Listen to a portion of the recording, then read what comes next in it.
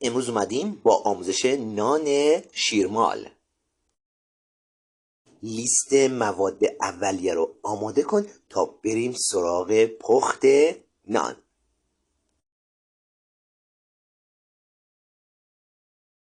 ابتدا شیر ولرم رو داخل ظرفی بریز. گرمای شیر باید به حدی باشه که انگشت رو نسوزونه و به اون خمیر مایع، شکر،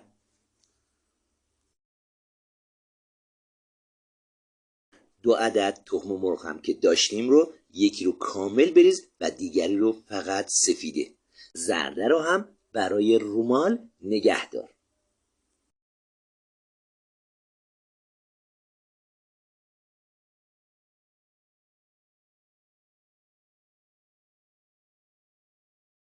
حالا وانیل و کرا رو هم اضافه کن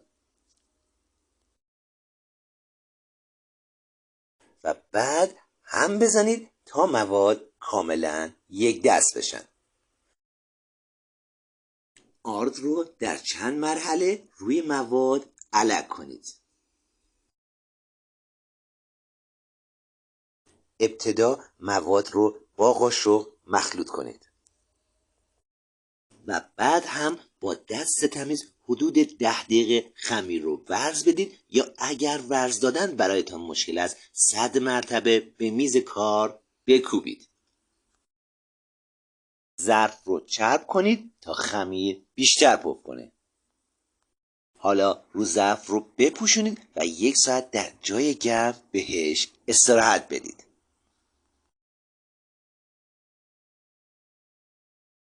بعد از گذشت 1 ساعت ببینید چه پفی کرده. کمی ورز بدید و پف خمیر رو بگیرید. سطح کارتون رو آرد بپاشید. ما میخواییم اینجا 3 طرح مختلف نون رو درست کنیم که نیاز داریم به 2 چونه خمیر بزرگ و 8 عدد چونه خمیر کوچک.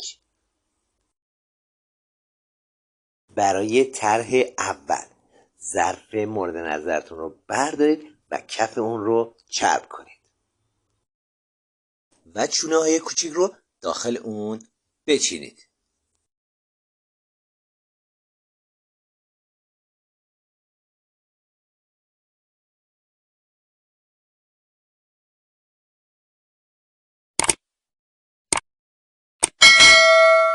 روی ظرف رو بپوشونید و 15 دقیقه دیگه هم بهش استراحت بدید. طرح دوم نونمون، ظرف دیگر رو بردارید و کف اون رو چرب کنید و چونه بعدی رو به قطر 1 سانت داخلش پهن کنید و بگذارید اینم استراحت کنید. طرح سوم، چونه آخر رو به 3 قسمت مساوی تقسیم کنید. هر قسمت رو لول کنید و به شکل رشته‌های باریک و بلند در بیارید. قسمت بالای رشته رو به هم بچسبونید و مانند گیس ببافید. رشته بافته شده رو لول کنید و بگذارید اینم استراحت کنه. بعد از گذشت 15 دقیقه استراحت روی خمیرها رو رومال کنید. برای این کار زرده تخم مرغی را که کنار گذاشته بودیم رو بردارید و به آن مقداری شیر اضافه کنید و با هم ترکیب کنید و با فرچه روی خمیرها بزنید و در آخر هم میتونید کنجد و سیاهدانه روی اونها بپاشید. طرح دوممون رو بردارید و به دلخواه روی اون طرح بزنید، رومالی کنید و کنجد بپاشید.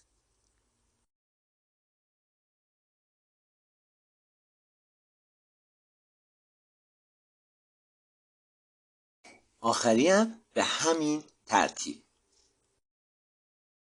خمیرها رو در فری که از قبل گرم شده با دمای 180 درجه به مدت 30 دقیقه قرار بدید.